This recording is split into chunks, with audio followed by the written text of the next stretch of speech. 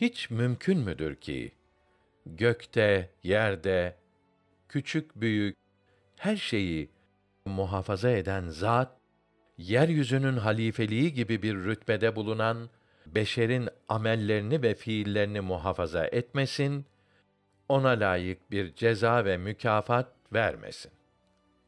Hayır, asla.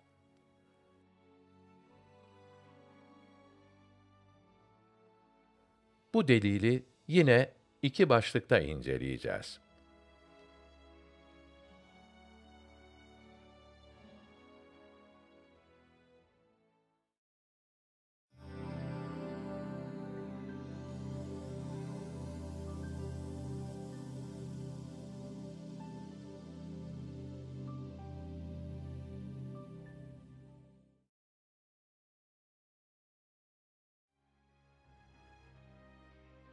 Şu aleme dikkatle baktığımızda görüyoruz ki küçük büyük, kıymetli kıymetsiz her şeyin amelleri muhafaza edilip kaydediliyor.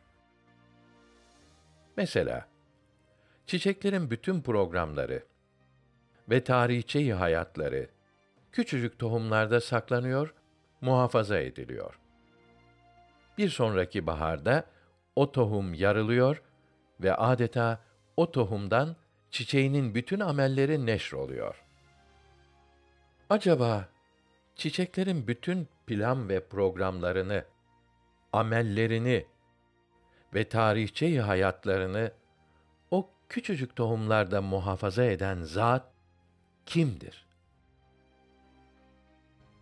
Kim böyle en basit bir çiçeğin amellerini dahi muhafaza ediyor ve bir sonraki baharda o amelleri neşrediyor? Allah'tan başka kim vardır ki hadsiz çiçeklerin plan ve programlarını küçücük tohumlarda saklasın ve bahar mevsimi geldiğinde birbirine karıştırmaksızın o tohumlardan o çiçekleri çıkartabilsin? Evet, Allah'tan başka kim vardır?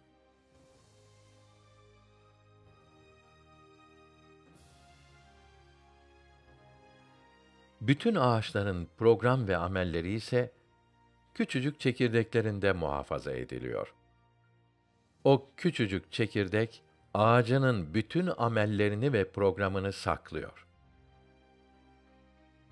Ne zaman toprağa atılsa ağacının amel defterini neşrediyor.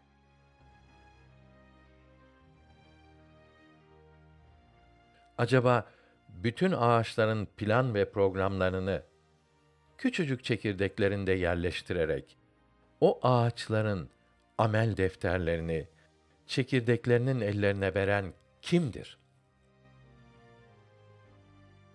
Bu hikmetli fiile Allah'tan başka bir fail gösterebilir misiniz? O küçücük çekirdekleri ağaçlarına bir amel defteri yapmak Allah'tan başka kimin eseri olabilir?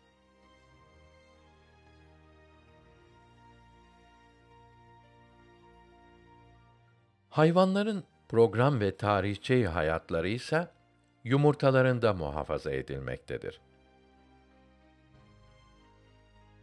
Adeta o küçücük yumurtalar o hayvan için bir amel defteri olmakta ve o hayvanın bütün özellikleri o yumurtada saklanmaktadır.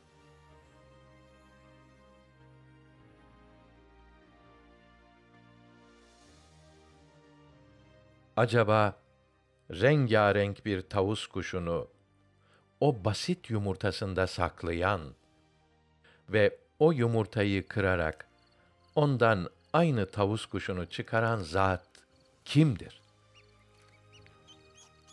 Kimdir bütün yumurtaları hayvanlara birer amel defteri yapan ve o hayvanın bütün programını o yumurtalarda saklayan?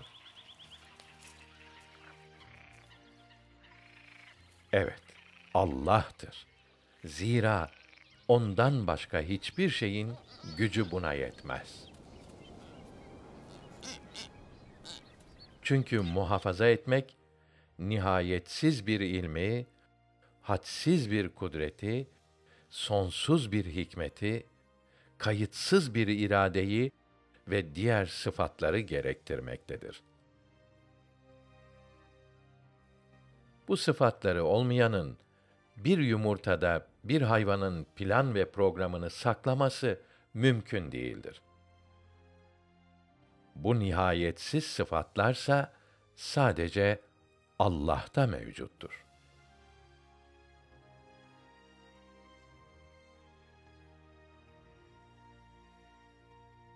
İnsanların plan ve programları ise bir damla suda muhafaza edilmektedir.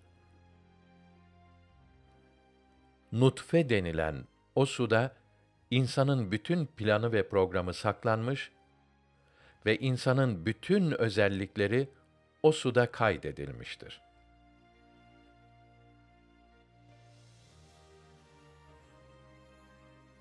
Yine soruyoruz.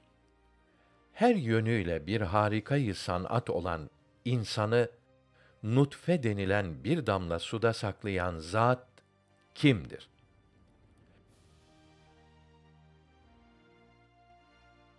Kimdir bir damla suyu bir kütüphane hükmüne getiren ve o suda insanı yazan? Evet, Allah'tır. O'dur bir damla suyu insana bir başlangıç yapan ve içinde şu harikulade insanın programını saklayan.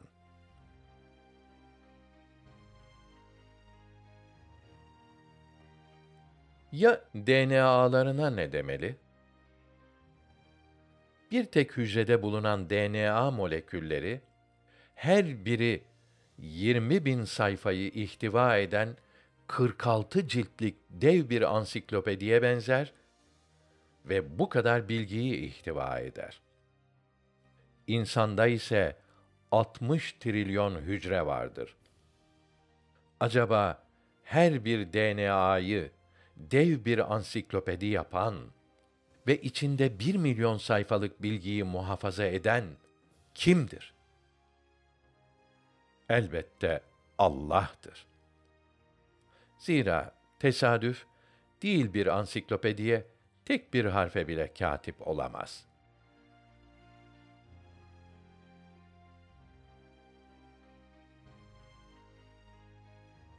Bir de insanın hafızasına bakın.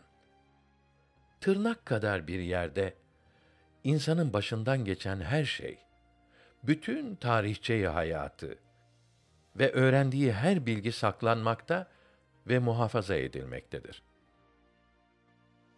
Acaba insanın yaptığı bütün amelleri ve hayat maceralarını o küçücük hafızada saklayan ve muhafaza eden zat kimdir? Elbette Allah'tır. Zira bu harikulade fiil hiçbir sebeple izah edilemez. Şu alemdeki hıfziyetin delillerini öyle uzun uzadıya anlatmaya herhalde gerek yoktur. Zira şu aciz insan bile o hıfziyet kanunundan istifade ederek her şeyi kayıt altına almaktadır. Kameralar, bilgisayarlar, ses kayıt cihazları, flash bellekler, hard diskler ve saymakla bitiremeyeceğimiz kadar çok eşya, alemdeki bu muhafaza kanunundan istifadeyle yapılmış eserlerdir. İşte alemdeki bu muhafaza, yani her mahlukun planının, programının, tarihçeyi hayatının ve amellerinin son derece dikkatle muhafaza edilmesi ve kayıt altına alınması, perde arkasındaki bir zatı Hafiz ismiyle bizlere tanıttırır ve bildirir. Zira böyle bir muhafaza ve hıfziyet, tesadüfün kör ve sağır sebeplerin işi olamaz. Allah'tan başka kimse bu hikmetli fiile fail olarak gösterilemez. Şimdi ikinci basamağa geçerek ahiretin kapısını açalım.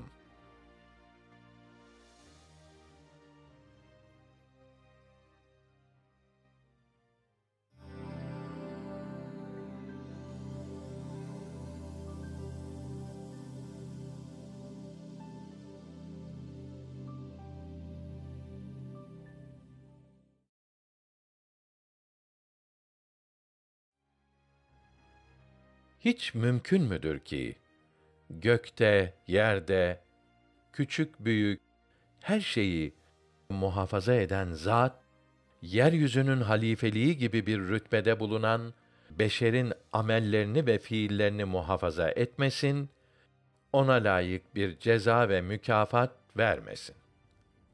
Hayır, asla. Madem bu âlemin sahibi olan zat hafizdir ve mülkünde cereyan eden her şeyi muhafaza ediyor, acaba geçici, adi, bekâsız ve ehemmiyetsiz şeylerde muhafaza böyle olursa, hiç mümkün müdür ki şu âlemin en kıymetli misafiri, Allah'ın yeryüzündeki halifesi ve emanetinin taşıyıcısı olan insanın amelleri hıfzedilmesin ve bu hıfza göre bir muhasebe görmesin? Hayır ve asla. Evet, âlemdeki şu hıfziyetin bu suretle tecellisinden anlaşılıyor ki, şu mevcudatın sahibi, mülkünde cereyan eden her şeyin kaydına büyük bir dikkat gösteriyor. Hem hakimiyetine nihayet derecede dikkat ediyor. O derece ki, en küçük bir hadiseyi, en ufak bir hizmeti yazıyor, yazdırıyor. Mülkünde cereyan eden her şeyin suretini çok şeylerde muhafaza ediyor. İşte şu hıfziyet işaret eder ki, ehemmiyetli bir muhasebe-i amel defteri açılacak ve bilhassa mahiyetçe en büyük, en mükerrem, en şerefli bir mahluk olan insanın büyük olan amelleri, mühim olan fiilleri, mühim bir hesap ve mizana girecek, amel sahifeleri neşredilecek.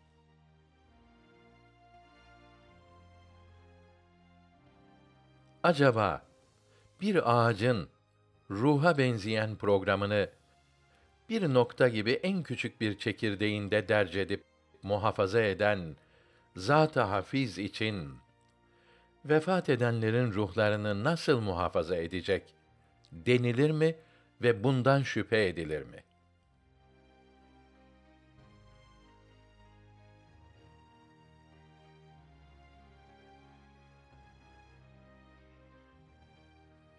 Acaba hiç mümkün müdür ki insan şu dünyada hilafet ve emanetle mükerrem olsun da sonra kabre girip rahatla yatsın ve uyandırılmasın?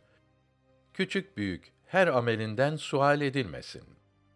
Mahşere gidip mahkeme-i kübrayı görmesin, yokluğa kaçsın ve toprağa girip saklansın. Hayır, asla. Şimdi bu delili özetleyelim. 1.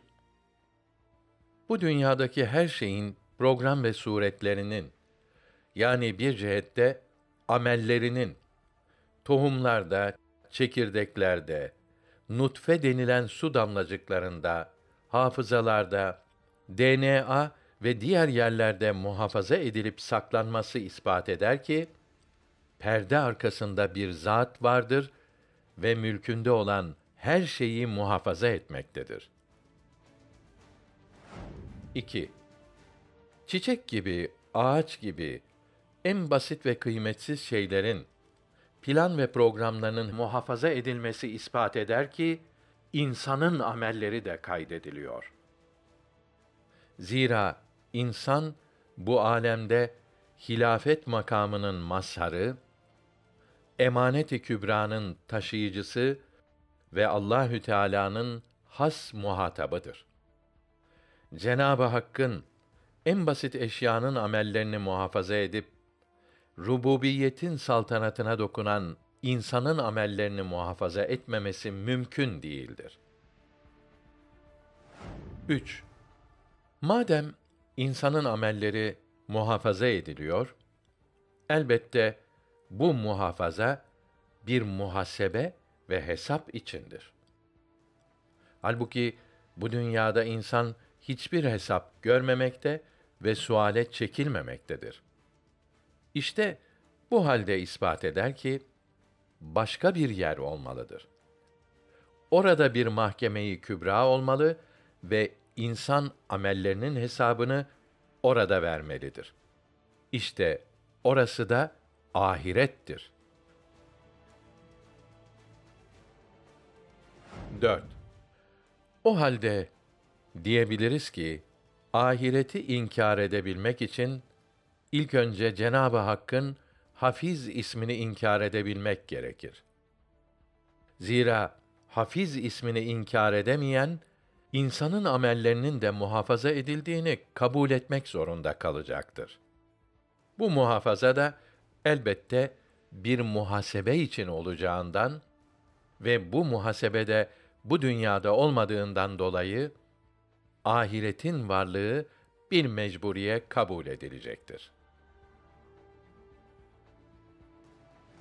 5. Demek ahireti inkar edebilmek için Allah'ın Hafiz ismini inkar edebilmek gerekiyor. Hafiz ismini inkar edebilmek için de şu kainatı inkar edip akıldan istifa etmek gerekiyor. Zira tohumlardan çekirdeklere, hafıza kuvvetinden yumurtalara, DNA'lardan hücreye kadar her şeyde bir hıfziyet vardır. Fiiller failsiz olamaz kaidesince bu hıfziyetin de bir faili olmalıdır. Göz önündeki bu muhafazayı inkar edemeyen, faili olan Hafiz-i Zülcelal'i inkar edemez. Bu muhafazayı inkar etmek ise ancak akıldan ve insanlıktan vazgeçmekle mümkündür. İnsanlığını bırakıp da akıldan vazgeçenlere ise zaten bizim söyleyecek bir sözümüz yoktur.